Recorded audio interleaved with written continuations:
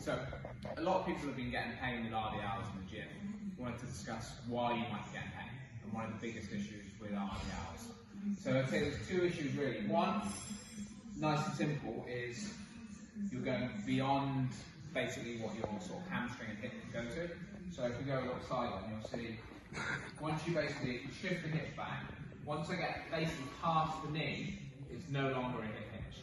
You'll see how my back starts to round a little bit, so I'm feeling more hamstrings, but I'm also having to use more of my lower back for movement. So I'll show you again. That's about as far as I can go, and then when I go further, it's coming from the lower back. So for most people, anywhere further than kind of the knee, and it suddenly is not like a hip hinge movement, it's just a lot of strain on those lumbar muscles, which, although isn't necessarily bad, is going to aggravate the lower back if you've already got issues. So that's the first thing. Think about it. Basically, shift the hips back. Once you look in the mirror, once you find you kind of peter out at the hip joint, that's where you finish. That's now a little bit lower back. It's subtle, but it's already starting to change it. The other thing, and this is probably the most common one, is when people come up from an RDL, they don't actually use their glutes. They tend to try and stay on their heels.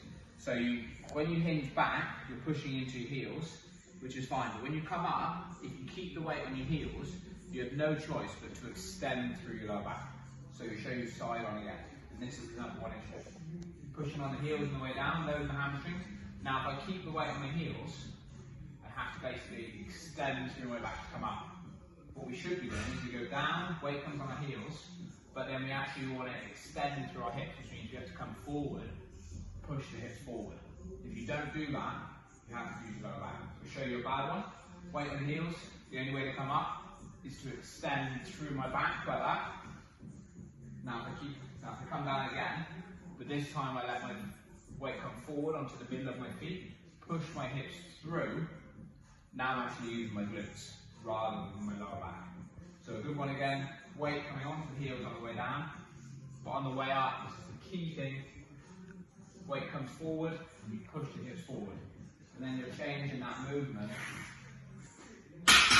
So on the way down, I'll show you again, do a single leg on the way down, you're loading into the back of your leg, but on the way up, we're actually pushing forward, which is what should happen. Your leg is being loaded on that eccentric, and then your hip is driving you forward as if you're moving forward. And that's how you can take a lot out of your lower back.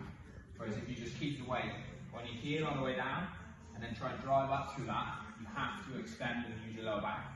So number one tip for people with that RDL will be weight on the heels, spine on the way down, but on the way up, think about your shoelace area here, and drive your hips, push your hips forward, and bring the weight through that middle part of your foot. And that should completely change how it feels and take a lot of pressure off the lower back.